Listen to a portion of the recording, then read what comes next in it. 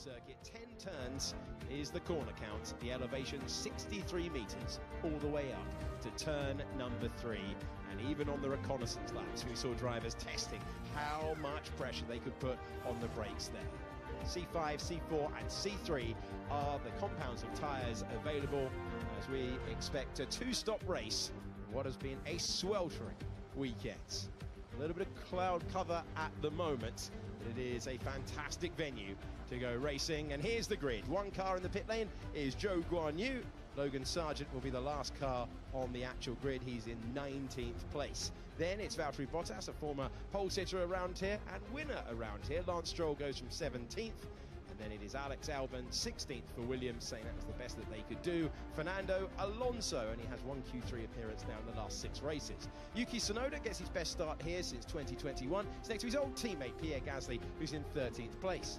There's Kevin Magnussen, who's looked strong all weekend long, but he is the second house on the grid. Daniel Ricciardo missed out on Q3 by 15 thousandths of a second. Esteban Ocon has back-to-back Q3 appearances. Nico Hülkenberg in 9th. Equals his best starting position of the season. Then it's Perez in 8th next to Oscar Piastri in 7th as his lap time was deleted and he was dropped down from 3rd to 7th. Charles Leclerc is in 6th place next to Lewis Hamilton, who finds himself in 5th on the grid. Then it's Carlos Sainz, the lead Ferrari, on the grid for the first time in 7 races. This is George Russell's best ever starting position around here, and we know what he's done at the start of the last 2 Grand Prix. On the front row, once again, Lando Norris for the second time at this venue, and Max Verstappen took his 40th career pole position. Yesterday really was a very, very special contest in the early laps. The challenge for McLaren today and Lando Norris to extend it deep into the Grand Prix. In the commentary box, I'm Alex Jakes, joined by Jolyon Palmer, but first we check in with David Coulthard, the last man to win around this circuit for McLaren back in 2001. Incredible, isn't it, actually, to imagine that McLaren have had such a drought around the majority of racetracks, but the good news is they have been on a steady rebuilding programme. The performance of that car, since what was a pretty bad start at the beginning of last year, remember, I think they were pretty much at the back in Bahrain, but they've systematically brought upgrades, understood how to exploit the regulations, and they're right in the mix. And Lando Norris, as we saw in the sprint, got feisty, got busy and got down the inside of Max, but he then thought the job was done. And of course Max just doesn't lie down and he came back at him. So can he do something different today? It was 23 laps yesterday and it's 71 laps today. Jolyon Palmer, what's going to be the key to winning this Grand Prix? Well, it looks like it's going to be the latest instalment of Norris v Verstappen. Those two have been the benchmark in Formula 1 for the last few races, if you take out Monaco, which was quite the outlier. So far, it's been very close between the two, but Verstappen has had the advantage off the line. Norris needs to try and get in amongst it, I think, on the first lap. We saw Max put in a blinding qualifying performance yesterday. Is that indicative of Red Bull creeping away in terms of the pace? Or have McLaren focused a little bit more on their race car, which is where they've had a good strength in recent races as well? The start's going to be crucial. In Barcelona, Russell got in amongst them. If Russell splits the front two, it's going to be a huge advantage for whoever's ahead. It is nearly time to send their cars on their way. The green light illuminates at the top of the gantry, and a front row of Max Verstappen and Lando Norris leads the field away once again. They have been the dominant pair in the last couple of months for Formula 1. Lando Norris taking his maiden victory in Miami. Formula 1 has been ultra competitive since then. Strategic-wise today, it's all going to be about the medium tyre for everyone leaving the grid. You don't get many like that, do you? Very unusual to see that. Just Zhou Guanyu is going to start this race on the hard tyre. Yeah, literally everyone has gone for the same. Normally there's some chance of further back that fancies doing something different. I thought maybe someone like Perez might go for something different as well, because the threats behind him aren't great and he's been missing a little bit to get in amongst it, but they've all seen what's best on paper and followed it. Yeah, they have indeed, and I think it's a case of, talking with Pirelli, the hard tyre just slides, like we saw with George Russell in Barcelona, and they just don't want to be sliding early in the race with a lot of fuel on board, so that's driven them all down the medium route. Soft, not an option, won't go the distance, and under normal conditions it will be medium, hard, medium, or medium, hard, whatever variation they like. It's going to be busy in the pits. It is indeed. We are expecting a two-stop race. How you deploy both compounds is crucial. You must run both compounds. It can be any two of the three, but you've got to run two compounds in the Grand Prix according to the rule book. It's a short lap here, it's an intense lap here, and it's those two once again that all eyes are on. Once more, Lando Norris glued to the back of Max Verstappen as he brings his papaya McLaren to the line, just one car ahead of him. Remember, Max Verstappen's superb start in Spain gave him the chance to get alongside Lando Norris, and then it meant that he was able to get track position over him, even though George Russell swept around into the lead of the race. Verstappen's starts have been very good for quite a while now. Yesterday, Norris was looking in his mirrors on the first lap. He had his teammate alongside him. Russell is not going to be accommodating either, as we see him park up in third position. He fancies getting in on the action on the first lap as well. Yeah, he did that very effectively in Barcelona.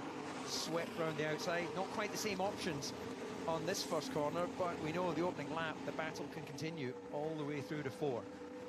You can see the last car on the grid will be Logan Sargent of America. He will be the 19th car there. In the pit lane, Zhou Guanyu.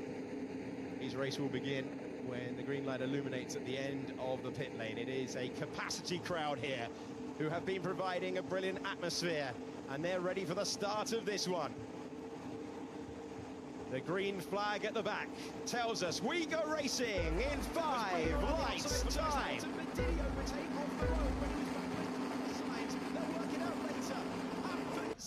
For second place we go, with George Russell momentarily ahead, but Lando Norris with the inside line. Can Hamilton get the job done against Carlos Sainz? He can, but there'll be a question of whether he did so off the road. Max Verstappen checking out front as Oscar Piastri goes wheel to wheel with Sergio Perez. It's Verstappen, then Norris, Russell, Hamilton up a place, Sainz down one, and Piastri climbed up to 6th position. Perfect start once again for Verstappen. Piastri is ushered wide to the gravel. He's going to lose a place to Leclerc as well, and Perez has made 2 places in that, right down in 6th place.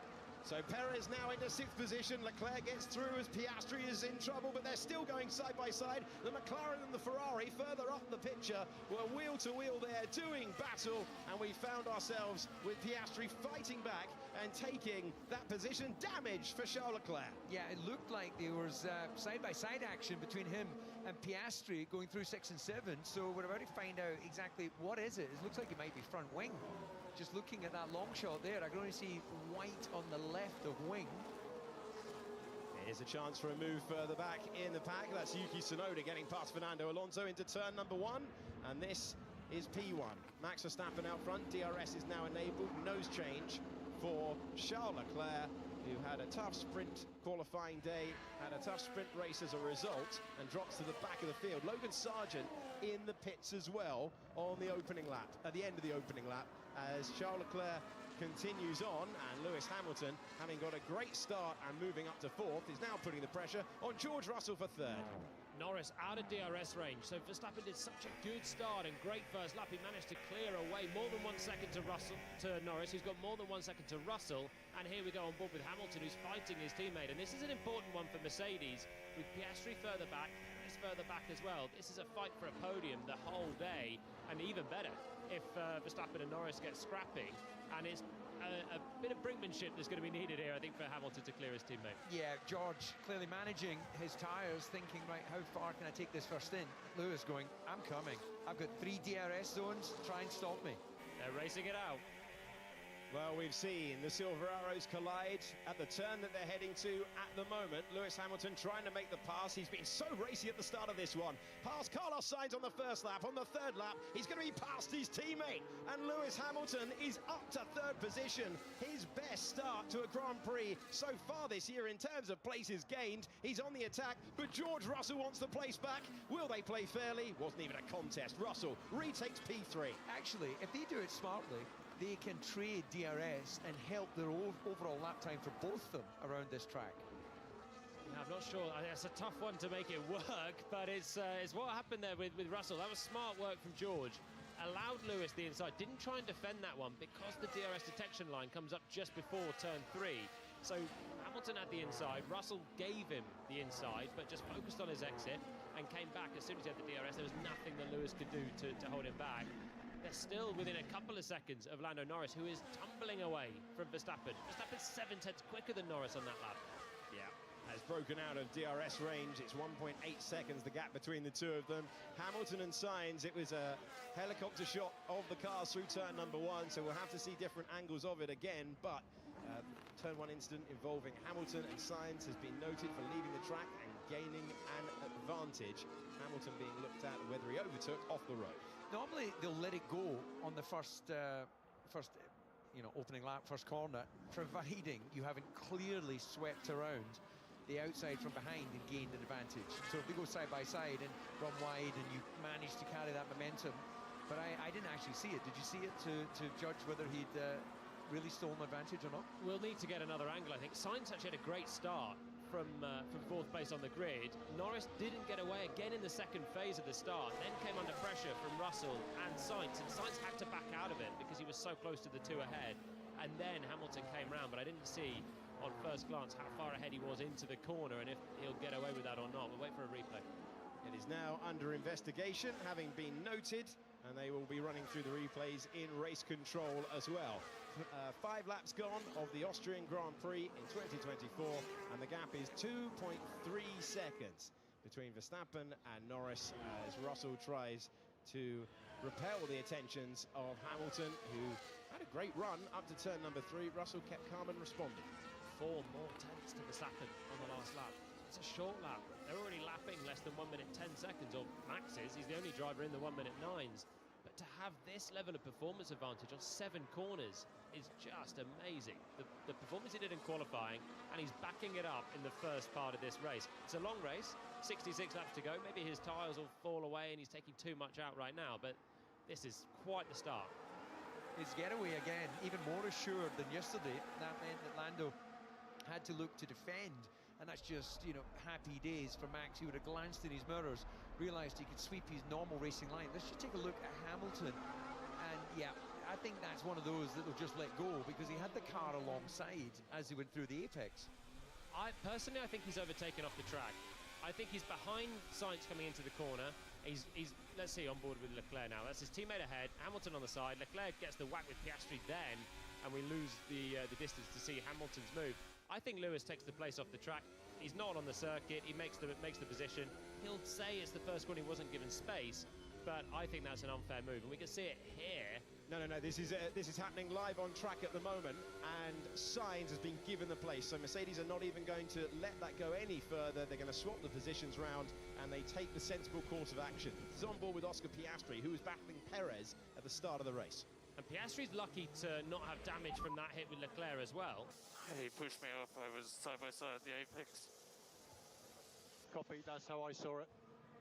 So he's talking about the Perez one, which is this one. Let's see on board with Oscar, who's coming around the outside of Sergio Perez. He's ushered wide. Yeah, he's not given any room. And Leclerc now comes through, but you can see he's got no front end at all. He's done well to make it through the hairpins with that level of speed. As soon as he gets to the fast corners, nothing there, and he dives into the pits. That was the first corner then that did for Charles Leclerc. No further action, and that is because matters were taken into their own hands. No need to take that any further for race control, and Hamilton looking to do it all over again. So it's been a great start to the Grand Prix. Surely Lewis Hamilton's most attacking start to any Grand Prix so far this year. Got past Sainz, got past Russell. Russell made his way back through by the time he got to turn number 4. And now Hamilton trying to do it all over again on lap number 7. He actually is still benefiting from that move at the start because Sainz has not got the DRS from Russell that he otherwise might have had. So now he's vulnerable, and here comes Hamilton on the outside. Sainz hugged that inside line, desperate to hang on to it, and he keeps track position for the moment. Yeah, both of them will be losing lap time. You see the battle, Piastri and Perez. And, well, we know Piastri is not happy, looking to go around the outside. Can he do it? Yes, he takes the place, and Piastri forced to go the long way round, and he gets the position back. It was contentious at the same corner that it was on lap number 1, but Piastri would not be denied and moves up to 6th position. And well, that was a strong way to take it. Amazing move from Piastri. The confidence that he's got in the high speed there is obviously pretty special. Around the outside of Perez, and he did the same move on Norris, but Norris was a little bit more bulked. have to say it's a bit humbling for Perez as well. His teammate is waltzing away out front now, more than 3 seconds clear of Norris, and to be overtaken in that manner is... You sort of wince looking back as a driver, to be passed cleanly around the outside in a high-speed corner like that. Yeah, he's obviously eyed him up, understood where his car had performance or lacked it, and then you've got to commit to that. You can't just go, let's tickle it and see. He's gone for it and made it stick, and that's definitely the pass of the Grand Prix as we get on to the 9th lap. I have a few more. Hamilton is in close proximity. Piastri very much on the front foot, but Perez has not been dropped there and stays within 0.3 of a second, half a second. I'd like to see that on board with Sergio to hear how much throttle he was using, whether they were worried about a potential investigation for forcing another driver off the track. That's now not a problem, and stewards have scrapped that one as well. It didn't stop him defending on the corner before that, though, did it? So Perez is struggling in the high-speed corners particularly. Comparing Checo and Max, we know the strength of the Red Bull is the second half of this lap, the fast stuff. He's matching the McLaren. He was even quicker than the McLaren in the low speed as well yesterday. But he's gapping Norris in the fast corners. He's got the car exactly where he wants it. Perez has not. Perez has got such a gulf to his teammate in the high speed that he's not able to take advantage of that theoretical Red Bull pace. And he's just been exposed there by Piastri. Yeah, lap time-wise, running a lot slower. Okay, looks like we're under investigation for turn 1, so we need to let Sainz past. He's 0.9 behind. So there was the instruction on the radio from Pete Bonington, the race engineer for Lewis Hamilton. Hamilton immediately responding, and he's still behind the Ferrari. It has been very close all weekend between Ferrari and Mercedes, with pace on the stopwatch and Sainz in between the two silver arrows at the moment. Charles Leclerc running 19th after damaging his front wing on the opening lap of the race. Yeah, Sainz 2.5 seconds behind Russell, and Hamilton staying within that DRS distance. So doesn't look as if he's about to chuck it down his inside anywhere. So maybe the Mercedes just not performing quite as well in the turbulent air. But meanwhile, if we look there in vision, the Haas cars are having a good day. Hulkenberg in 8th, Magnussen 10th. They'll be hoping very much that someone would throw a checker flag right now. I would be delighted with that. It would be a huge result for the team that find themselves in the lower reaches of the Constructors' Championship. They've fallen behind Renault in the last race. They have 7 points, and Alpine Alpine find themselves with 8 on the board, so close down there at the lower reaches. But the difference between 7th and 8th in the Constructors' Championship can be millions by the end of the year. Norris was just starting to at least halt the charge of Verstappen. He'd taken 0.2 back on Max on the last lap, but he has made a mistake in the middle sector on this lap, and the gap goes back out to 4.2 seconds. He's lost a clean second to Max in the middle sector somewhere around the hairpin section. I wonder if he's just drifted off at turn 3 or something. And just as it looked like he was starting to stem the flow, Max again opening up that advantage. Telltale sign of a car heading to the pits. That's slightly cumbersome. Early turn into turn 9, you have to stay within the white line. Well, 2 cars heading to the pits, Haas and the V car. Very early.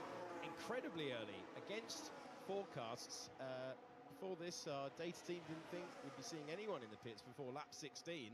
But of course, what this does, if you are struggling, is forces everyone around you in the battle for points to respond.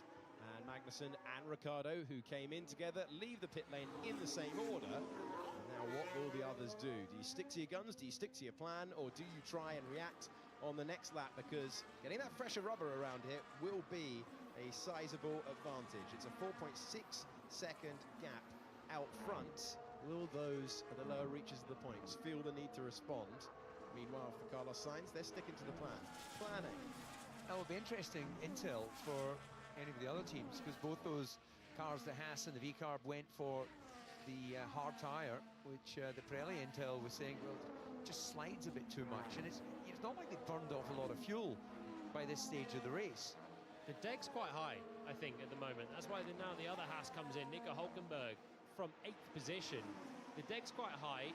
Drivers at the front are making mistakes. Norris, again, even on the last lap, a cleaner lap. He's a second away from his best lap in the first 12 here. So the deck is up. I wonder if we're even heading towards a 3-stopper, potentially. It's a circuit you can overtake on. Yeah, very, very early to be making these changes. The drivers that have come in, switching to the hard compound tyre. Ricardo switched to that hard compound. Let's see between the two Hasses. We were talking about the undercut, that's getting the fresher rubber. And you can see that Hulkenberg is ahead. The two Hasses have a chance of points here today, but can they behave themselves? Will they go side by side into turn number 3? Magnussen backs out of it. Deep into the corner goes Hulkenberg, and they're holding each other up at the moment. Hulkenberg stays ahead, having gone off the track. Magnussen will try and respond now. This could be for points later on, and it would be nervy moments. Hulkenberg just backs out and knows that it was his teammate coming through. Magnussen takes the place. Yeah, Hulkenberg's stop was over 3 seconds, so that definitely marginalised a little bit, and his reaction to his teammate pitting. Now, how much time did that little battle cost them? Because their outlaps, of course, that impacts them, those around them. Yeah, they didn't really need to be fighting each other when they're both up in the points at the moment. Hulkenberg, I think, had to give that place back even if Magnussen didn't take it, from the way he kept it by driving off the road here at turn 3. Hard tyres not up to temperature for him in the fight, and they're still fighting it out with the Alpines further back. They're not miles away from Sergio Perez and trying to undercut the Red Bull with the way that the start of this race is unfolding as well. There were 2 positions between Magnussen and Hulkenberg, and that shows you the power an undercut can have. Riding on board with the Mercedes, Russell in 3rd, Sainz in 4th, and Hamilton in 5th. You're looking at the driver trying to return to the podium today. George Russell, who was there in Canada, disappointed it wasn't the win that he coveted. That's his only podium finish of the entire season so far. Carlos Sainz only 1.6 seconds away. That's definitely in undercut territory. And then Piastri has got to the, not quite to the back of Hamilton, but he's 2.2 seconds away. It's fairly evenly spread out between 3rd, 4th, 5th and 6th. It's a 5.1 second advantage now for our race leader, Max Verstappen, chasing his 6th Grand Prix victory around this circuit today. Charles Leclerc has now cleared Alex Albon. The 2 Williams are the last cars on the road. The top 2 starting to stretch their legs. Well, Verstappen's been accelerating off into the distance since the actual launch. But Norris now starting to stabilise himself a little bit. So we see Hulkenberg come back past Magnussen. So that's a sensible move as well for Haas, getting the driver on the fresher tyres ahead in their battle. They're hoping to get both cars into the points. They're recovering now as well, fighting it out with Alex Albon, who's come in for his stop. Russell v Sainz v Hamilton, maybe Piastri and Perez is the fight for the podium, I think. Norris seems to be just stretching away from Russell. Verstappen's in a league of his own. It's the battle for 3rd that's still very close. Alex Albon getting back past Charles Leclerc, and Leclerc trying to come back. These 2 raced each other in Formula 2 plenty of times around here, and they've been in different levels of competitiveness at different times in Formula 1, so you don't often see Albon go up against Charles Leclerc. But Charles Leclerc's race coming undone with damage on the opening lap. He's on that hard tyre, and he continues on in 19th. Got to manage the tyres, Kev. Got to manage the tyres. Just me or Nico too? Both cars need to save tyres. A long way to go. That. Oh, that sounds like a popular suggestion from his race engineer. So I think Mark Slade there, his race engineer, has probably told him to give the place back to Hulkenberg, and he's trying to justify that by managing the tyres. They're still racing together here. Magnussen well within the DRS range. They have got to be careful, because as much as you want to overtake everyone you possibly can, particularly your teammate, and be the lead driver on the day, their fight is not massively with each other in the bigger picture here. It's with Ocon, with Gasly, and those guys haven't pitted. Mark Slade, the engineer to Kevin Magnussen there, he's absolutely right. They've got to be careful in this stint. I don't think it's just about the Grand Prix. He's probably a bit touchy about the football as well. Germany not beat Denmark. It was controversial as well. They were watching it together last night. Well, they were at the start anyway. I don't know if they were by the end. Alex Albon getting back past the Ferrari of Charles Leclerc on the brakes, and that was into turn number 3. The tricky thing for Haas is that we don't think Kevin Magnussen is going to continue with the team next year, and we know Nico Hulkenberg is leaving the team at the end of the year, and those 2 were hard enough to control anyway. Yeah, I think that's a good point. With Nico Hulkenberg really getting a sort of career lifeline, signing to the Works Audi team. He's old enough and experienced enough to realise it's maybe going to be beyond his usable career, that team can reach the heady heights of challenging for world championships unless they just ace it out of the blocks in the 2026 regulations. There would be some turnarounds. Still speculation about who will be in the second seat when it becomes the Audi team. Sauber at the moment running 12th and 13th. Zhou Guanyu having started from the pit lane, and the Saubers running last of the cars that have yet to stop. Those around the Hasses at that time not choosing to respond. An intriguing strategic decision. You've got Ocon in 8th, Gasly in 9th, and then it's Tsunoda in 10th at the lower reaches of the points. At the moment, Ocon still leading his teammate Pierre Gasly, as he was when they left the line. Ocon having secured back-to-back Q3 appearances last time out as Bruno Fannin, the team principal, next to one of the candidates for that second seat next year.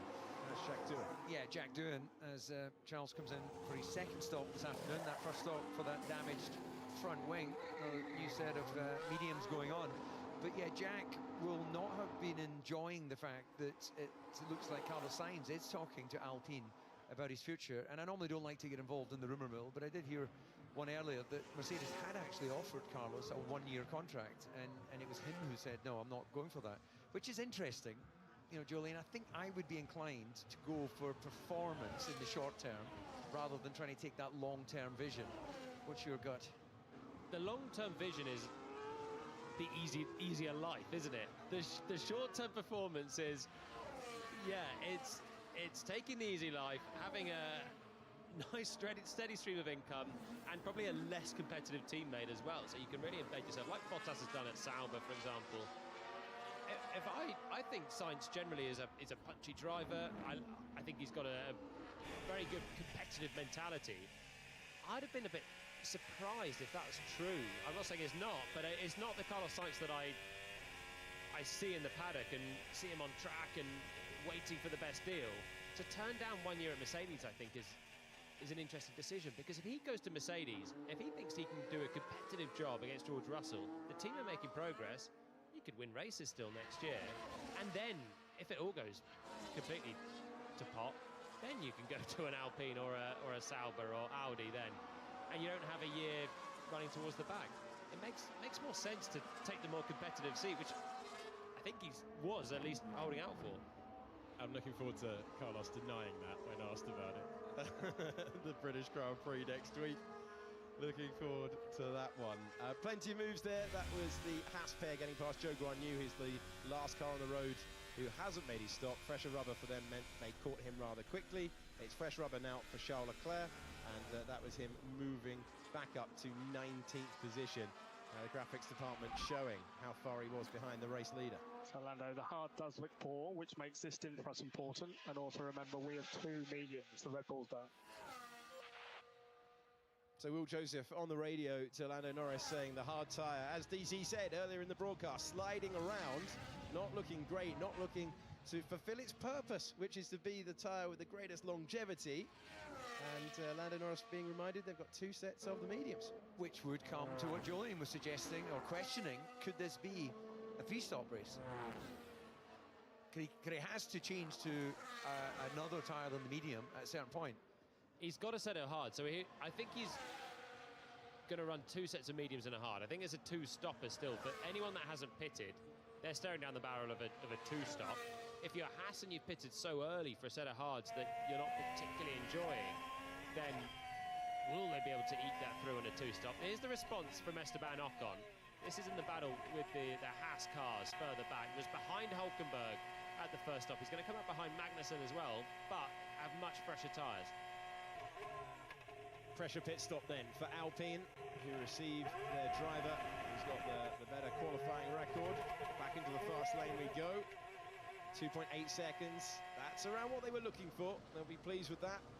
He is back onto the racetrack now, Ocon, who is looking to score points again. Would be 3 in a row if he can find his way into the top 10 by the end of the Grand Prix. Bottas also in for Sauber.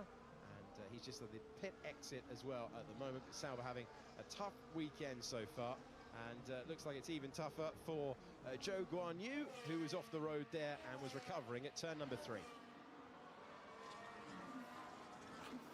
There you go, Zhou Guanyu highlighted for you as he makes his way to turn 4, having run off the road, and he's still chasing his first points of the season. One of many drivers out of contract at the end of the year as well. Perez is struggling in this one still, more than 4 seconds off Piastri, and he's not all that far ahead of the Alpine battle himself. Let's see what happened to Zhou. Through goes Daniel Ricciardo. Oh, and a hit. So we believe it was Alonso. What the is he doing?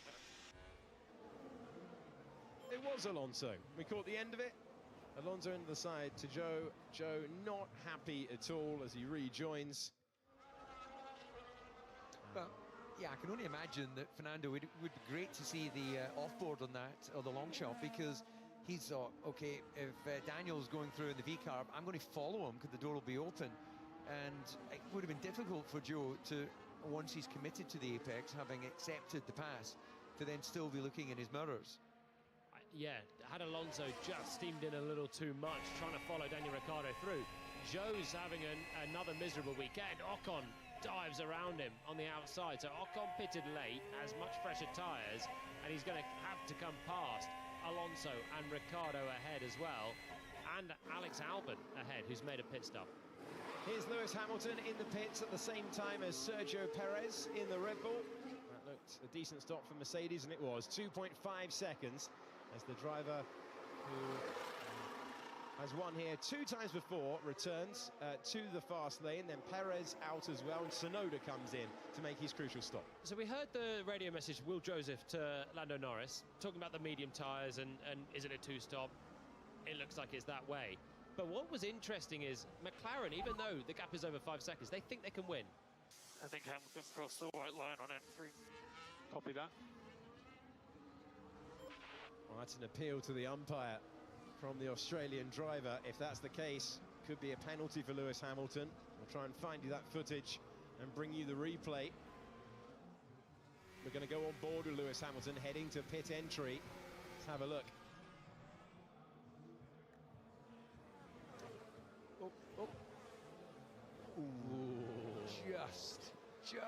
Yeah, and then that doesn't count, does it? Because he's already then. So this is the white line in question, and well, he has gone beyond it, and that normally is, as Piastri is all aware from his penalty in qualifying. Yes, a white line is non-negotiable on the pit. He's got good peripheral vision, though, hasn't he? Coming through there, that's the fastest corner on the circuit, over the blind crest at turn 9. And he's seen his rival come into the pits. And when we're talking, you needed a microscope to see Piastri's and a sensor to see Piastri's track limits in qualifying yesterday. Hamilton one was slightly clearer, but when you're coming through that at 140, 50 miles per hour, he's got good eyesight, obviously. Yeah, the eyes of youth. Max Verstappen's been called to the pit lane, and we still expect this to be a 2-stopper for those out front. Alonso's been given a 10-second time penalty for causing a collision with Zhou Guanyu. This is the race leader into the pits.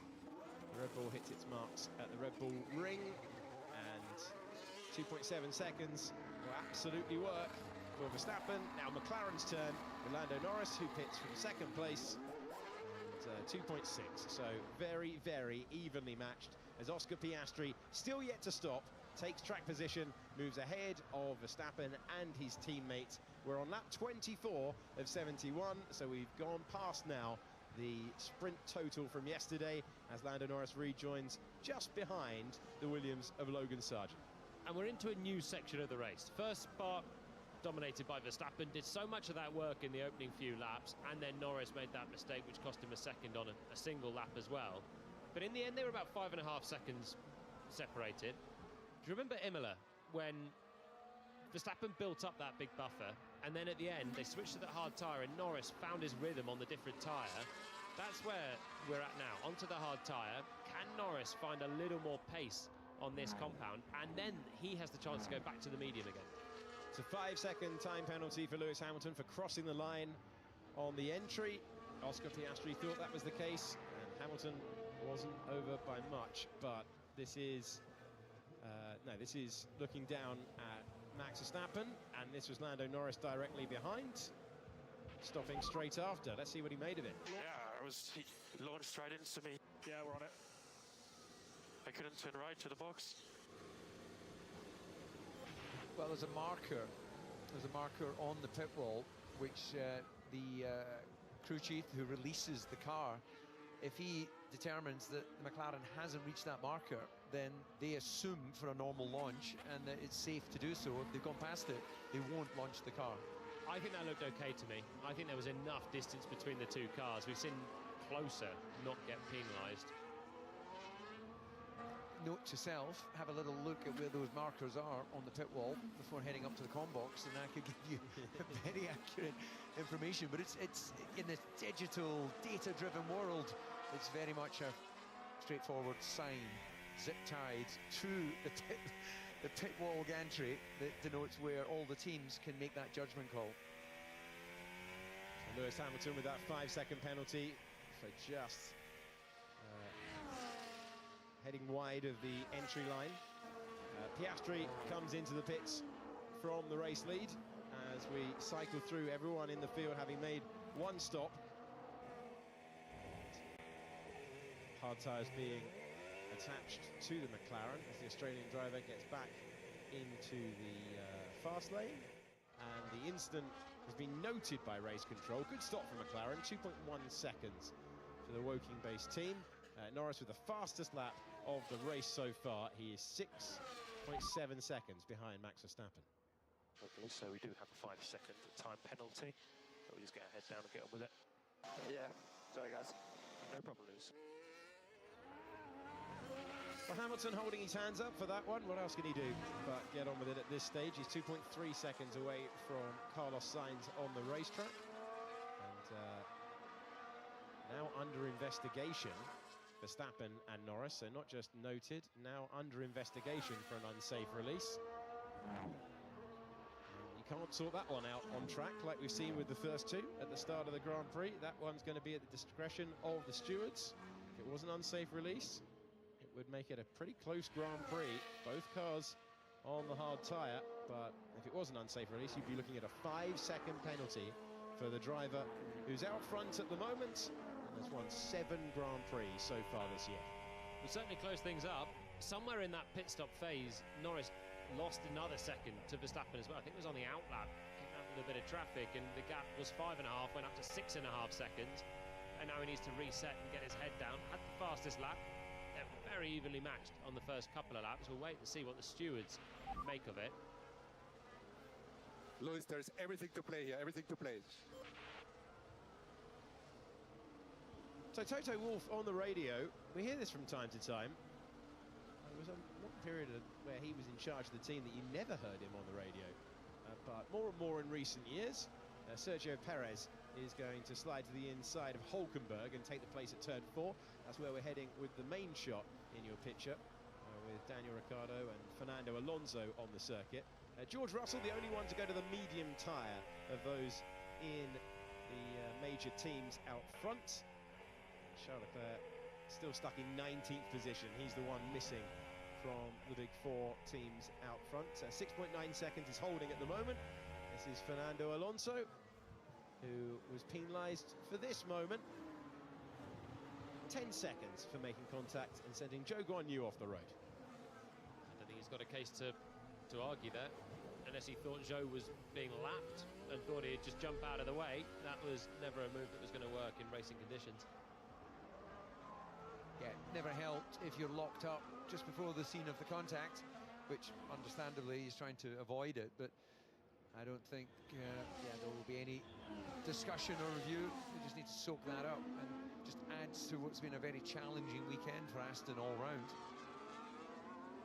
Aston Martin cannot wait for their wind tunnel to come online and to get the benefit of the new facility. They've got a new factory, they've expanded things, they've hired so many people from other teams.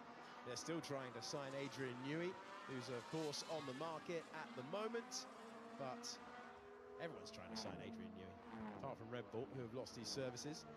And out front. Let's hear from the race leader. You have to let me know when I have to upshift on the end of the straight. Understood. Gear 7 still fine, Max. Gear 7 still fine. I didn't quite catch that. It's So like 80 upshift gears. at the end of the straight was the... You've got to tell me when to upshift at the end of the straight. So I think the communication is whether he needs to pull 8th gear or just hold it in 7th all the way through. Why? That's about energy management or potentially cooling issue as well, whether he's lifting coasting or what's going on at the end of straights, but something of concern, but he's still pulling away from Norris. Yeah, well, they've got the box of ratios is for the year, so depending on the circuit, depends on where they end up falling. Something like Monza, they're going to be right on that upper limit of DRS in qualifying. Yeah, somewhere like Monaco, you never touch 8th gear. This circuit, you should. So he's obviously holding it in 7th. Are they driving around a power unit issue, is what I suspect, because the driver will know. You get beeps in your ears, you can see the dash as we jump on board, you can see the rev lights coming on. Ocon knows exactly where he's upshifting. Verstappen's having to do something different. And this is good, Charles. We're projected to come to the points, even without a safety car. Charles Leclerc being told that it's working to Ferrari's liking. They're trying to get back in the top 10. That would have been their minimum expectation at the start of the Grand Prix, but on the opening lap of that Grand Prix, contact for Charles Leclerc, damage to the front wing, and an early pit stop he did not want. Fernando Alonso taking a very wide line into turn number 1 as he tries to hang on to 11th place. He's on the medium tyre. Esteban Ocon is the lead Alpine. 2 Alpines chasing the 2-time world champion. Could Leclerc be looking to go to the end? Because right now he's doing 10-7. He was over 11 on the previous lap. He doesn't have anyone around him. That's like well over a second off what Sainz is doing. No, what Verstappen's doing, but certainly a lot slower than Sainz. Yeah, he's just managing his own pace at the moment. I'm sure he'll have to pit one more time. He's pitted twice already, but the first one was the opening lap, so effectively he'd then be doing a 1-stop if he doesn't come in again. I'm sure he will, and then he's going to be in a direct fight to overtake on track a line of yeah, but that was my point. The times just don't seem fast enough for them to be so confident. He's running in 18th place. But the mediums are going to fall away before the end of the race. So it looks very mediocre at the moment from Leclerc, but obviously the team on the pit wall seeing some positivity. The field's very close in front of him. All the gaps are tight, all the way up to Kevin Magnussen in 9th. So that's the positive. Sergio Perez is under investigation for speeding in the pit lane. Usually when we see under investigation, it's a 5-second penalty. And I imagine we'll get that news fairly quickly. This is Pierre Gasly in 13th place. Teammate directly ahead. Fernando Alonso on medium tyres that are 19 laps old is in 11th. And Daniel Ricciardo fighting for his Formula 1 future. And the 2 Haas cars ahead, currently in 10th. Currently clinging on to that final point. Ricciardo's been on that hard tyre for 20 laps. He was part of a gaggle of cars that went super aggressive at the start of this Grand Prix, came in way earlier than any of the predictions from the data team that we had. I expected this to be a 2-stop race at the start of the Grand Prix. We're on lap 32 of 71. Max Verstappen got the launch that he wanted off the line. Lando Norris was close with George Russell there into the first turn, but Norris was able to protect 2nd place. Then Russell hung on to 3rd. Further back, Hamilton got up to 4th position, past Carlos Sainz, but was under investigation for that, so swapped back round those places. There was an entertaining tussle between Perez and Piastri. Piastri felt that he'd been forced into the gravel and then was able to take the position away from Perez with a sweet move around the outside of turn number 6. That's the story of the top 6 at the moment. The Alpines are getting dangerously close to contact. We've already seen it before this year, and it's Ocon in the lead of this battle for the moment. Yeah, that's never nice to see a car having to sort of weave in the braking zone. It kind of shown as if he was thinking about the inside, and as that was partially covered, then came wide to the outside, only, I assume, to try and get a sweeper out of 3. Perez does have a 5-second penalty for speeding in the pit lane. His tough run continuing, the driver in 7th place.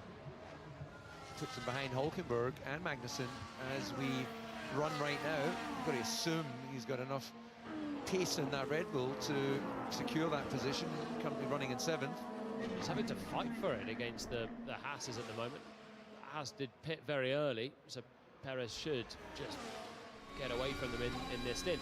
These two Alpines, they're not the best of mates, are they? So Gasly has a look to the inside, and Ocon just sort of wafts towards the inside, says, don't try that one. And Gasly will go for another chance on the next lap. You just wince when you go from the inside, having a half a look in, and then you go to the outside, you go through the dirty airface, you still got a load of brake pressure. It's so easy to have a lock up there and clatter into the car ahead. But Gasly managed to measure that one quite well. They're all in a DRS train as well, so he's managed to do that without the benefit of DRS.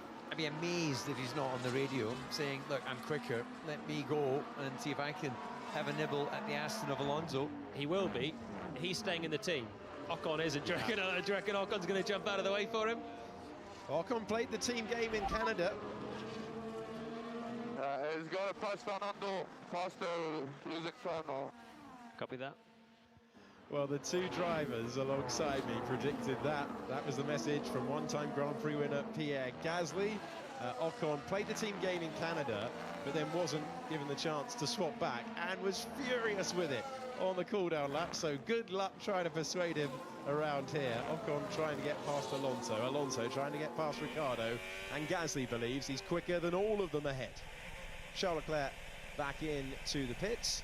So the Ferrari driver who was told that he was projected to be in the points. That's bad news for Hulkenberg, Magnussen, Ricciardo, Alonso and the two Alpines. Yeah, he's not doing long stints, is he? So, third time in the pits, as Julie mentioned, as a reminder for anyone who's just joined, and had that first lap wing incident, so that was effectively not, the first set of tyres that he's just taken off, have done the main part of this Grand Prix. Lando down. Yeah, fairly close to contact between those two on the straight as Leclerc comes out of the pits and Norris continues on his way, 8 seconds away from Max Verstappen, and it will stay 8 seconds because there is no further action for that potential unsafe release. The stewards agreeing with Jolyon Palmer's view of things in the commentary box. Don't always like to tempt fate with the stewards, but they took their time, didn't they? And then eventually have realised. I think Verstappen was just a little too far ahead of Norris for Norris. A valiant complaint, you try, of course, but I think they were right to wave that one away. Ocon finally does pass Fernando Alonso. Yeah, did so at turn number 1. Alonso trying to come back, huge amount of speed. One Alpine has gone through, so is the second one. Alonso has run out of tyres as we run wheel to wheel, and again the Alpines are providing us with on-track action. The team won't like it, but it's brilliant entertainment for us. Ocon and Gasly didn't get on before. They pretended for 1 year. Ocon's leaving. He's leaving the team, and it's gloves off once again. Alonso, he's not had peak power this weekend. He's got no tyres, and he's lost the track position. And he doesn't get on very well with Ocon either, does he? He's the former teammate who's saying, wow, I think the way that Ocon came across the front of him as he was coming back with DRS on the straight up towards turn 3. Yeah, running over that sausage curve, you do run the risk of picking up some floor damage as Alonso responds to that instruction to head to the pit lane. The Aston Martin team will receive Fernando Alonso, and it's not been an easy time of it. Alonso comes in for another stop to make our way beyond half distance. Russell continuing on that medium tyre to have an advantage over Sainz. Hamilton, oh, there's Alonso with his 10-second penalty being served before. That's a contact with Joe Guan Yu, so they have to wait 10 seconds before they can go to work. And then he's back into the race, but not with the car to match his talent. This is Pierre Gasly, got a great view of the action. First of all, this was Ocon getting by into turn number 1. Yeah, he's then going to have a nice clean run on the Aston Martin. That 10 seconds sitting waiting before the starts servicing the car it feels like an eternity. It feels like a minute. So you saw there as Fernando thought about going down the inside, the overspeed. What was that? Why did you see this running off the track? Esteban Ocon making friends on the left making friends on the right everywhere he goes. Nearly contact with Fernando Alonso, nearly contact with his teammate, and Bruno Famin wasn't delighted in Monaco when those two made contact. I think we'll get a cutaway of the team principal at Alpine any second now. As soon as Gasly committed to that outside move, you just knew he was destined for the runoff though, didn't you? Yeah. He had a massive overspeed, double slipstream. He's got a V-carb locking up in defence.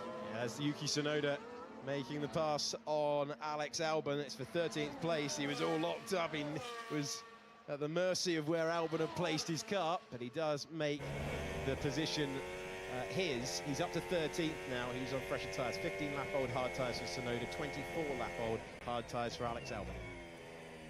Yeah, it didn't look like it was a overly long lock-up, because otherwise you do pick up that little flat spot, which could take away your vision and can put undue strain on the suspension. You can imagine the frequency of the vibration once you've lost the balance on that tyre.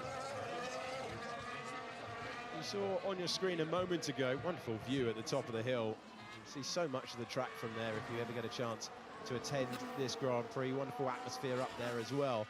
We're looking at Lewis Hamilton in the Mercedes, Oscar Piastri in his second season of Formula One in the McLaren. Had his best moment of the race at that stage. Daniel Ricciardo's into the pits. He's got a 2.2 second stop to show for it as well after a long stint on the hard tyre for the Australian driver. He's in the battle for the lower reaches of the points. And this gap is coming down and down and down, and the McLaren, just a faster car at the moment. Yeah, got the gap down. As you can see there, 1.5 seconds. He's going to soon be in that DRS activation. It just doesn't feel that Hamilton has the pace of McLaren to get himself this, well, halfway through the Grand Prix, but it's not really the time to be weaving around and trying to control them. That's for in the final stint. Out front, 8.1 seconds between Verstappen and Norris, a 1:10.1 from both of them last time around. Max Verstappen 0.02 of a second quicker than Lando Norris. As we recap the strategy there between Hamilton and Piastri. You can see Piastri with that fresher tyre advantage, having been the last driver to pit. And now more stops for the team that went very aggressive at the start with both cars. Have been told to calm down on track. It's Magnussen into the pits, a 2.9 second stop, and he is back into the race. His teammate in 8th position, as Haas trying to return to the points today. Hulkenberg hasn't scored since China. I don't know what's happening. Tires are suddenly really bad. Copy. Well, they are on the hard tyre. It's been reported that the hard tyre is not great. It is sliding around. It's not serving its purpose as the most durable compound. But the times are almost identical. This is on board with Lance Stroll, who's trying to get past Williams of Alex Albon, and does so into turn number 6. Yeah, we just joined the onboard there as he positioned his car down the inside. Must have had a really good run out of 4. And yeah, not really where you would expect Aston to be battling, but he is indeed, and he's found his way through. Just on the tyres, when Max is asking, or certainly stating, that the tyres suddenly got really bad, as you wear the tyre and you lose surface, you actually, what they call the gauge, you can go into different phases of how the compound is heating up and how it dissipates the heat. Typically, as you lose gauge, it becomes more difficult to maintain temperature, because there just isn't the compound of rubber there moving around. So he's experiencing firsthand as the battle continues between the Alpines. Ocon on the left-hand side, on board with Pierre Gasly. One driver on the left leaving the team. And that was a chop across the bows there of Gasly, who's now trying to go to the outside line. He's trying to keep 2 wheels on the racetrack. He's done that. The outside line will become the inside line. And Ocon can't stay in the battle. Gasly gets by and takes 8th place. It's the best soap in Formula One, isn't it? The two Alpines going wheel to wheel. And it happens every weekend at the moment. They always seem to be finding the same space. They're so evenly matched overall. One's staying, one's leaving. They don't like each other, but that was beautiful racing between them. Yeah, I think beautifully put. It has not been a marriage made in heaven. Well, in name and ownership, the all-French team, of course, based out of, is it Enstone in Oxfordshire? It is indeed. It's been known by many different names. They're currently having their worst season since they were called Tolman back in the 80s. That's how poor the start to the year has been for the Enstone-based team. They're having a really tough campaign. What's worse than 2016? It is worse than 2016. Any idea who was driving then? Yeah. He's just finished counselling for that. Well, K-Mag did a lot of heavy lifting at the start of that year, I think. Yeah, has been even worse than that in the opening races of the year. That was Ocon defending. He's also being looked at by race control for his defence on Fernando Alonso. Gasly plating the car nicely, and by turn number 4, eventually it was resolved. Well, it's good wheel-to-wheel action, very entertaining. And, well, if you're not up with the front runners, you've got to do something interesting to get some television time. So their partners and sponsors will be very happy. On this occasion. Brilliant move in the end from Gasly, though, wasn't it? Ocon still within DRS range. I still think that race could go on for the remaining 30 laps as well. But it was a lovely move. We said before, when he committed to the outside at turn 3, it felt like he was always going to be washed wide. And he went for it again at turn 4. And there's gravel on the outside there as well, so it's quite brave. But to be fair to Ocon, gave him the necessary space. I'm still enjoying you questioning the stat for the year that you were racing for the team. Gasly saying ciao on the radio. Oh, the spice. He's still behind him. It's only 6/10. Maybe he's saying hello. The needle never ends between the two Alpines, but it's been an interesting subplot. Next car up the road is Sergio Perez for Gasly, so he's at the head of the field. Got to consider the others, though, that are doing a different thing on strategy, and got to remember that Charles Leclerc was told on the radio earlier on that he was projected to get to the points. So it looks good for them at the moment, but long way to go in this one. It's interesting, isn't it? I'm not a linguist, but you would have thought au revoir would have been the correct expression for a French. To French. The two drivers, Ocon and Gasly, who grew up not too many miles apart in the north of the country. Gasly born in Rouen, and Ocon not too far away. Everyone's so multilingual these days, aren't they? French driver and a French team based in the UK, speaking a little... See. Exactly. It's part of being a Formula 1 driver, isn't it, DC? Yes. 29 years based in Monaco, and I can just about order a coffee. Alex Albon's being looked at for the same thing that got Lewis Hamilton. A 5-second penalty. That's crossing the white line on the way into the pits. Just keep an eye on the gap between Verstappen and Norris. Come down dramatically in the last couple of laps. Last time around, 0.8 of a second. That's a piece of bodywork coming off the Alpine of Esteban Ocon. Quite a lot of bodywork as well. Yeah, that's aero part hanging right underneath the left rear suspension, which will clean up the air coming either side of the wheel flow. It might actually even have an impact on the cooling of the brakes. Yeah, it looked like it was the brake duct, wasn't it, that came off the rear left there. So that's going to be an issue on a circuit where you're already struggling on brake temps. That's the problem with running. We saw 23 laps yesterday in the sprint, but consecutively, lap 44 or 71, still drilling it over those curves. Okay, there's gravel on the outside, but every time they're using those curves at high load, and it can have that effect. Ocon into the pits, 2.2 seconds stop for him. Gasly was in the lap before. Worth saying as well that Verstappen was making his way through the traffic, which is why he lost 0.8 of a second on that last lap. But the gap has come down from 8 seconds to 6.6 as Lando Norris tries to close down Max Verstappen and win his second career Grand Prix. There's Pierre Gasly, still with track position over Esteban Ocon. No update from race control at the moment about that defensive move to Fernando Alonso, who produced a wow from Fernando on the radio. You can see lap 41, lap 42, lap 43, Norris catching Verstappen. With Ocon pitting, I think there's only 8 drivers on the lead lap right now. Verstappen's pace has been so relentless from the first lap. He did lose a second and a half, but he had to come past the Haas cars and Ricciardo. Norris has got them between the second place McLaren and the race leader as well. 6.5 seconds and a few back markers. Bit of cloud cover is probably making things a bit more comfortable. It's incredible how when the clouds do come over, just well, we know as human beings, if we're standing in bright sunshine versus a bit of cloud cover, you just feel the heat disappear, and it's the same for the longevity of the tyres, how the driver feels with that contact patch with the tarmac, as Albon gets his penalty for the white line. It is a tricky one here, but I don't remember of the last few years anyone picking up penalties for passing the pit lane entry, the white line and pit lane entry, and we've had 2 so far. Something that we've seen too much of in previous years around this circuit. It's a difficult entry because it's a fast corner. You have to commit to the inside for safety reasons, basically, so you're not chopping across to the inside too late. So the white line comes a long way before turn 9, and so I don't know where Albon's crossed it. Has he crossed it before turn 9, or has he done what Hamilton did and have an oversteer through the corner and then use more than the half-track width?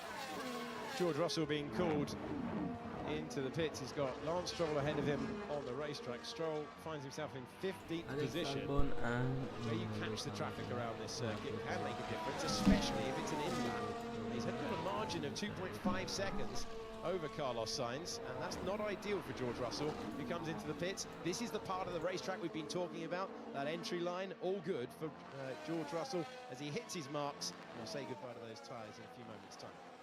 You see that slightly shorter line bringing you into the pit lane, so you get a little advantage over the car out on track before having to get the car serviced. Seconds, what they're looking for, stopped, 2.3, not bad. That's a very solid stop for Mercedes, fighting for a podium, which will still mean quite a lot to the team that are desperate to get back right to the sharp end again. Fitted the hard tyres onto Russell, which they had to do because he's done 2 stints of medium, so new hard tyres to go to the end. They'll comfortably make 24 laps. Sainz has got a shot here because he can switch to the mediums and go attacking on the favourable tyre in the last stint. So that's George Russell lapping the car, and Lance Stroll, even though he's in 15th, going past Russell. Stroll, who was on fresher rubber, making use of that rubber and momentarily unlapping himself. Definitely not making himself popular with George Russell. But he's entitled to do that as well, to not against unlap the rules. himself. And he's actually lapping this quicker than Verstappen out front. And that's when the tyres are dropping away with degradation, you can find back markers, put on new tyres, and are the quickest person on the circuit. And we saw how close the whole field was in Q1 yesterday. And Piastri himself there within DRS. You'll see that traffic ahead. You'll want to try, if you can, get a pass on Hamilton before he pulls himself back up onto the back of Bottas, who's the traffic. I can't hold this much longer, maybe behind. Yeah, understood, mate. An animated Max Verstappen. That is Oscar Piastri getting to the apex first, and Piastri worked hard for that move, coming through and taking what is currently 3rd place away from Lewis Hamilton, who's trying to come back. Now, can he hug that inside line? He's still got DRS because of the single detection point, and Piastri takes the place. No need for Hamilton to fight too hard because he's going to have a 5-second penalty as well, remember, for crossing that white line. That'll be when he takes his next pit stop very shortly, I imagine. But it's important for Piastri to clear Hamilton and see if he can get himself into the fight for 3rd in the final stint. I think Verstappen, by the way, is talking about keeping the 2 Haas cars behind, who pitted. They're on new tyres. He doesn't want to be unlapped in the same way as Russell because that will cost him a lot of time. Yeah. He's got 7 seconds to Norris. He could lose 2 or 3 by being unlapped. Yeah, and he went, what, 4/10 quicker than Norris that last time around, so he's keeping it around that 7-second window, which is what I would say is a fairly comfortable gap to allow the battle of the pit stops to go on. You can even have a slightly slow one and expect to still come out in front. The incident between Ocon and Alonso, the defence going up the hill to turn number 3, that's been waved away, no further investigation required there. George Russell sets the fastest lap of the race on his new hard tyres. He had run medium in the first couple of stints. It's Verstappen, Norris and Piastri, then Lewis Hamilton. They've all got to come in again. So look at this. This is Gasly looking at the back of Leclerc for 11th place. In front of Leclerc is Lando Norris, who's running in 2nd place in this race. But the drivers that are now a lap down, it's a short circuit, so you go a lap down quite easily around here. But they're a lap down, they put fresher tyres on, and they're just stuck behind the race leaders. Good lap, Max. Gap is up to 7.1. Lando, I think, struggling in the wake of the blue flag cars. Yeah, but the problem is behind me. I understand, Max, but there's quite a train of cars that we would put into, so we're fine for now. That's the sound of the World Championship leader with 2 Hasses directly behind, and Hulkenberg is the one applying the most pressure. He's desperate not to be unlapped here. He's feeling the heat. Who thought today Verstappen would be feeling the heat from a couple of Hasses on his gearbox? No. Yeah, he's got friendly though behind. Nico lives in the next building in Monaco, which doesn't guarantee a friendship, but they have a friendly dialogue between the two. Magnussen, when the helmet goes on, he's just full attack on anyone. By any. Yeah, I think Verstappen will be fairly relieved it's Hulkenberg, not Magnussen, and they are running right behind the race leader, so there are parts on the timing page on the left-hand side. They're together on the racetrack. We're continuing to ride on board with Pierre Gasly. Daniel Ricciardo finds himself in 10th position, Charles Leclerc in 11th, then it's Gasly trying to make the pass. You've got a McLaren in the mix there of Lando Norris. Is the driver in 2nd place, 6.8 seconds away. Everyone on that hard tyre, Verstappen, Norris, Piastri and Hamilton struggling with that hard tyre and sliding around. That's Gasly late on the brakes, taking the position away, as off the road goes Lando Norris, and that will extend that 7-second gap. They are struggling on these hard tyres. Understood. Told you, they are really struggling on these tyres. Lock up there as Gasly managed to maintain the place. Charles Leclerc came back, but he wasn't able to do it, and Red Bull can wait no longer. They're calling Verstappen in. Yeah, the message was loud and clear, as Charles Leclerc is really struggling as well on that set of tyres. A set of mediums on, and he was sort of nibbling away at that gap to Daniel Ricciardo, who's got the last point right now. Norris pits as well, so once again going toe-to-toe. Verstappen sweeps in, Norris sweeps in just behind, and Lando's got a set of mediums. Hold on, was that slow? Was that slow? Sorry, Charlie, cutting across. Was that a slow stop? They waited for the release, took no chances, so that will definitely have played to the advantage of McLaren. And then Norris will be visibly closer to Verstappen as they both go out on their new tyres. So I think you might be right. It might have been a slightly slow stop, but equally, I think they had to wait for the McLaren to clear. We'll have a look at it again, but that gap will have come down. It has come down massively. Oh my God. All right, it's fine. Watchalong on the exit. And it was new tyres on the McLaren, used tyres on the Red Bull as well. So that's the advantage that McLaren were telling Lando Norris in the first stint, saying stay with him. This race is going to be long, and it could yet come towards you. They've had the helping hand of a slow stop. He's gone wide. Oh, he did lock up. Did he make the corner? Oh my word. Pushing on the outlap there. And that is where Formula One has got to. That is where Formula One has got to in recent weeks. Everything matters now. The stops, there is no gap of luxury for Red Bull and Max Verstappen. Lando Norris is chasing them all the way. The gap was 7 seconds. It's now 1.7 seconds. Yeah, it's been eaten away, and he knows he's marginalised. Set of struck tyres, it just doesn't give you this Scooby-Doo feeling of extra grip when you go out on track. That's what Lando's got. He's going to clear the traffic very quickly and have the DRS advantage as well. Yeah, that DRS should work well for Norris. Alonso's the next car he's got to clear. So it's the rear slow coming off, and then because it was slow, he then had to wait for Norris as well once the left rear was attached. This was leaving the pit lane. So that slow pit stop, so unlike Red Bull, who are being pushed all the way by McLaren, and this was turn 4. Yeah, just didn't have the front axle, and Norris, well, half a second quicker in the first sector alone. Part of that would have been DRS passing up into 3. He's almost within a second. He's almost within a second of Verstappen, and then he'll have the DRS as well. He has cleared the cars. Max Verstappen is still trying to make his way through the traffic. The next car up the road, Yuki Tsunoda, the driver who's running in 15th place. But we have drivers at fresher tyres. Look at the gap. Does it get within a second? This Grand Prix has come alive through the crucial pit stop sequence with the fact that the degradation is so intense and it's a short lap that you've got Tsunoda out of the way. But you've got multiple cars here at different parts of the timing page, but in the same part of the racetrack, and Norris does the fastest lap of the race, trying to get inside that magical 1 second window. Lewis Hamilton pits, game on at the front of the field.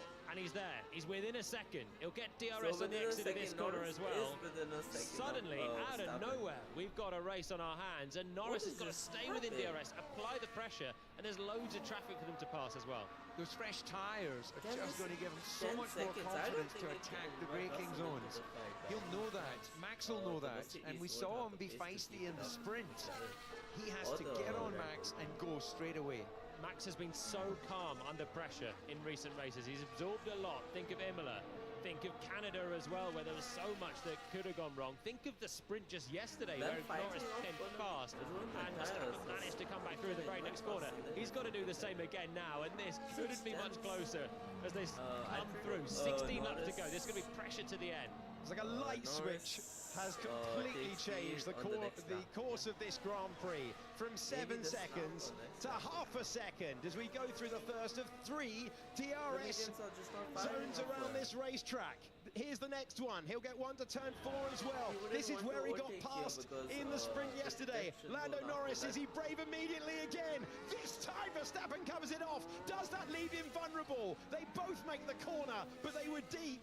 And Verstappen, that time, surely on the basis of what Lando did yesterday, had to cover the line. This Grand Prix has come alive. He did. He knew it. He doesn't forget quickly.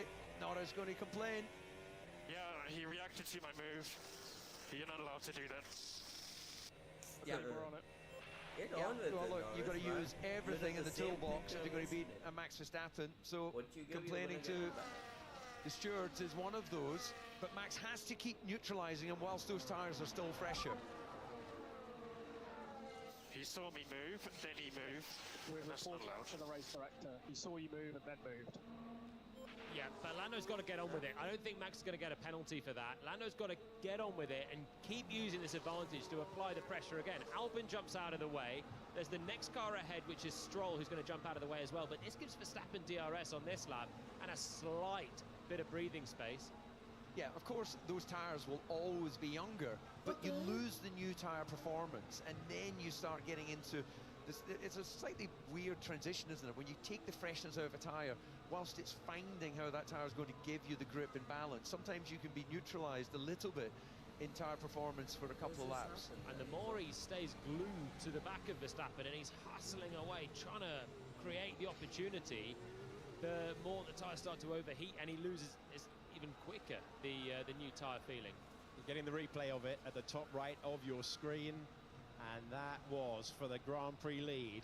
Look at the gap. It's 9/10 of a second. It's right on the brink. I think Lando's got a point, to be honest. I think he does shape up to the middle of the road. Max knows after yesterday that's what he might do, and he did cover it late. He did jink to the inside. Is it enough for a penalty, though? It's like there's something wrong with the car, man. I have no grip. Red Bull being pushed every inch of the way. This is the 16-metre climb. That's GP, the race engineer that you hear unflappable, always in conversation with his driver, who leads the World Championship. Extended his lead in the World Championship yesterday. His closest challenger, the man who is 7/10 of a second, right behind him. Say goodbye to that tear-off.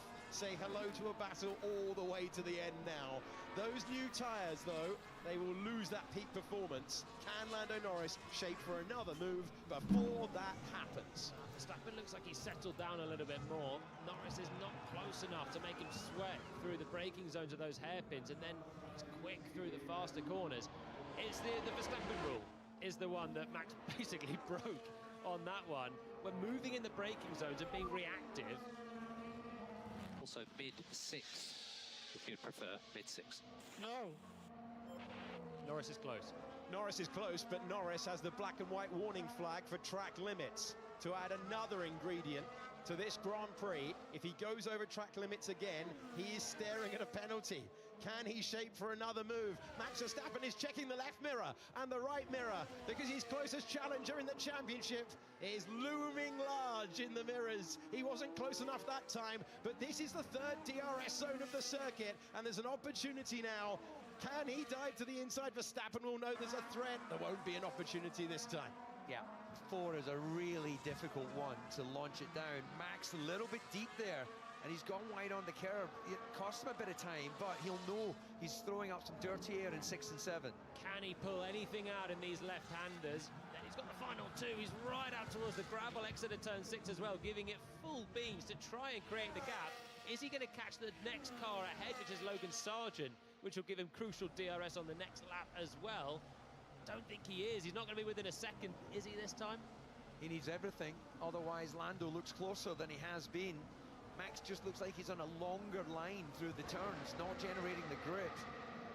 As McLaren, well, Lando's has got Adam Norris, that's his manager, actually. So wrong graphic on there, but as McLaren's team anxiously look on. Is it late again? Is it great again for Lando Norris, who tries to slow it down, but he overtook him off the road? What a late lunge it was, but he'll have to give that place back, and he knows it. How can he give the place back in a way that doesn't disadvantage him? He's the new race leader, but he did it off the racetrack. It won't count. And can you remember the middle of this Grand Prix? Because I can't. The ending, though, unbelievable. He overtook right side the track. Yes, he did, and the place is given back straight away. Norris not mucking around trying to hold on to that one, but that's going to give Verstappen the jitters every time they're heading up towards turn 3. What a lunge this one is. Last of the late breakers, even Max wasn't going to block that one off. He left the space, and Lando just couldn't get the car stopped. He wasn't miles away from getting it stopped there from so far back either. I love how quick this lap is, because we're almost instantly on to take 4 of this battle. These two have been on the front row 3 times in the last 7 days. This is the battle for victory in Formula One, week in, week out. And Lando Norris, time and time again, is sending one to the inside. Not this time, but he has got everything in his locker now to try and hurl at the dominant Dutchman, the man who has redefined things in Formula One in recent times. He's taken 2/3 of the victory since the start of 2021, but he's under huge pressure. He can't keep moving after I've moved. It's just dangerous. Oh, we're going to have a big shot. He forced me to go wide and look off. Understood, mate. He keeps forcing it off. It was the right thing to do to give the position back. Let's get it again. Yeah, but I can't keep doing this if he keeps moving on to look up. Well, welcome to the front line, Lando Norris. You've got the speed, you've got the talent. You now need to match Max when it comes to wheel to wheel. He's got another chance again. He's closer, heading up towards turn 1. Every time Max looks up and sees a back marker heading towards him, it's a lifeline of a bit of DRS, but this is closer for Norris, half a second away. This is the one. Stand by for a change of lead. Well, only if Lando Norris can get to the apex first. Not this time. Waits for the opportunity. Knew the gap was going to disappear. But now, traction race. Is there an opportunity? Turn 3 is your best bet. Turn 4 is risk it all. Trying to get by. Can he get to the inside? That's what you need there. Not this time. But Verstappen is driving on his left mirror, on his right mirror. And at the moment it's enough. There are 0.3 of a second for the lead in Austria. We're on lap 61 of 71. And Max Verstappen is clinging on to the largest trophy. Not entirely sure how he thinks she forced him off, Max. As in, Lando went straight up the inside and went too far. Hold on a minute. Lando Norris is under investigation for track limits. He was given the black and white warning flag. And one more strike meant a penalty. 10 laps to go. Lando is ducking to the left, ducking to the right. He's all over the back of the championship leader, but is he facing a penalty for taking all 4 wheels beyond the white line of this racetrack? This is right in the balance now, on track, on the timing page, in the steward's room, potentially. I'm speechless. I just want to see great action, wheel-to-wheel racing like we're seeing right now. This is a great opportunity. It's the inside line that you want here. No, not this time for Norris. It's that apex that you've got to be really brave to get to. That's where Leclerc took the lead from Max Verstappen when he won in 2022. And there's gravel on the outside if you get it wrong at turn 4. So you've got to have that little bit more caution. Lando at turn 3 is able to risk it all going down the inside, but he knows that there's the runoff there. 6/10 between them. I hope that track limits comes to nothing. It never bodes well to see it investigated like that. But McLaren are wise just not to tell their driver right now. Try and take the track position and then argue and argue and argue for all it is worth. We have seen battles for the lead decided late on here between Verstappen and Charles Leclerc. They did so in spectacular fashion in 2019. It went to the last lap in 2016 between the Mercedes pair. And now on lap 63, Lando Norris slows it down. That one will count if he can stand on the power.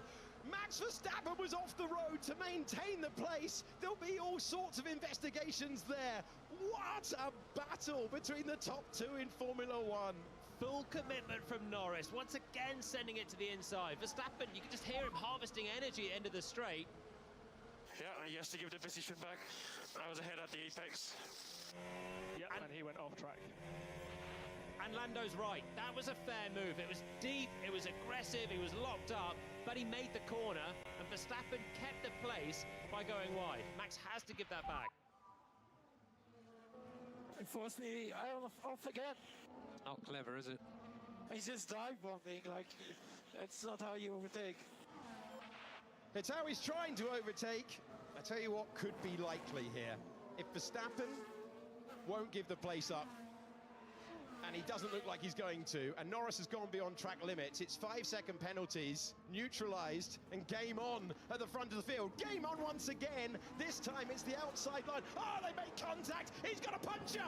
He's damaged his front wing. The leading contenders for the World Championship come together at turn 3. The crowd can't believe it. And George Russell will be looking at the gap. He's the man in third after Verstappen and Norris come together chasing the lead. Incredible. Norris has got a puncture as well, has he? Or is he just going around Verstappen, who's crawling? Verstappen's going to tumble all the way down. I think Norris is struggling. Norris gets to the lead of the race, but what condition is the car in? These two friends, turned rivals, turned into each other at turn number 3, and Norris is struggling. George Russell is catching the pair of them. The man who's got one victory in Formula One might be about to take the lead. Nice. Oh my God. There it is! There's the moment! George Russell into the lead of the Austrian Grand Prix! Can you believe what we're seeing? Verstappen and Norris fighting lap after lap, and it's the door swung wide open for George Russell, who leads Carlos Sainz by 2.2 seconds. Incredible stuff. George was saying yesterday he'll do his best, he'll see what happens and hope that something comes of Norris and Verstappen, and it has finally. Punctures for both. By the way, Norris has got a 5-second penalty. Forget that, that's irrelevant right now. Verstappen comes in and takes a new set of soft tyres. Russell, out of nowhere, leads the race, and Sainz is closing in on him. Sainz is on the medium tyre. Norris limps back to the pit lane. One of the most dramatic moments we have seen in Formula One for recent years. When you are sharing the front row, time and time again, this might just be inevitable. On board with Oscar Piastri going alongside, trying to take second place. This is absolutely unbelievable stuff. Piastri, now a contender to win this Grand Prix. He's up to second. What a move! What a move from Piastri. He loves that one round the outside at turn 6. Sainz tried his best to hold back. So while Sainz was catching, now Piastri's catching. He's on the better tyre than Russell, and he's on the fresher tyre than Russell by 5 laps as well. And he's got 5 laps to try and make this. Lando Norris was dreaming of a second Grand Prix victory. He is out of the race, having made contact with Max Verstappen. There was just too much battling as the virtual safety car comes out to neutralise this race, which is probably good for the state of your speakers. George, you can win this. You can win this, George. Just let me drive. George already knows, Toto. George already knows. Yeah, there's a time to just let George Russell do his thing, and that is now. Virtual safety car should be good news for him. He needs to stay focused. Let's have a look then. Norris goes to the outside, and then Verstappen's just moving back. Lando held his ground, and the new McLaren front wing puncturing the rear left of Verstappen. Max then comes across the track for good measure and puts Lando towards the grass. But where did Lando pick up? Was it in the same? Was it a double contact then? So there's the first contact, the rear to rear tyre, and it's actually gone immediately. Actually, the left rear of Verstappen immediately popped. The virtual safety car is ending. We're reviewing the moment that took the top 2 contenders in the World Championship out of the top 2 of the Austrian Grand Prix. That is what it looked like in the garage. McLaren looking for their second win of the season. They might still get it. Oscar Piastri versus George Russell. The man from Melbourne who's never won a Formula One Grand Prix. He's got a sprint race. George Russell only has one. What an incredible situation. And there's no back markers between them either. Russell's got Stroll to pass right now, and then a bit of clear space. Piastri could see his rival, the race leader, just ahead. That was George sweeping round and ailing Norris and Verstappen. He wouldn't believe his lucky stars as he comes through turn 7, and he's now just a handful of laps away from a race win. I don't think Verstappen's wheel-to-wheel has been all that impressive in this one. He came across the front of Norris. Lando was already up to the curb, and Max just cramped the space, and that was the touch. Both rear tyres bursting simultaneously, but already he'd kept the place by going off the track, and already he'd moved in the braking zone. This was Verstappen, elbows out, but going a little bit over the top there, I think, with his defence. McLaren had caught him on track. The slow stop didn't help. It heaped on the pressure. Now we have Mercedes in the lead, but Red Bull put under that pressure by McLaren. And in clear air, last time around, George Russell, a 1/10 of a second quicker than Oscar Piastri, who's on to equal his best in a Formula One Grand Prix. You're looking at the driver who led the first lap in Montreal, the first lap in Barcelona, and it might be the last lap in Austria as Max Verstappen gets a 10-second penalty for causing a collision. Yeah, it was just desperate. It was too desperate for a driver that's won so much recently. The way that he was doing it, everything he was doing was desperate, really, in the battle.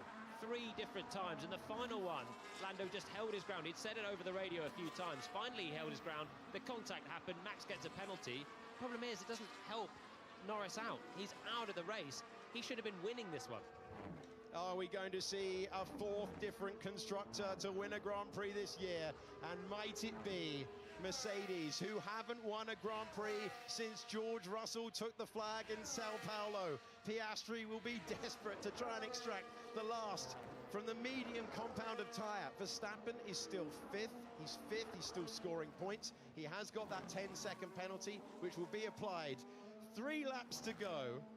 I got to tell you, a little bit of behind the scenes. We sent DC downstairs to interview the winner. I hope someone's told him what happened between getting to the commentary box and getting down to Parc Fermé, because it has changed like it has never changed before. In an instance like that, there is something about this racetrack. Leclerc versus Verstappen in 2019, epic. And they wondered for a while whether there would be a penalty in the stewards' room. Contact between Rosberg and Hamilton on the last lap in 2016. And in 2024, it looked for all the world like Lando Norris was going to make the move. Verstappen throwing all the defence he could. They come together. Piastri responds immediately, coming alive with just a phenomenal move on Carlos Sainz, and there are 2.1 seconds, 2 seconds between the top 2. Piastri started this Grand Prix in 7th place. Russell started it in 3rd with his best ever starting position.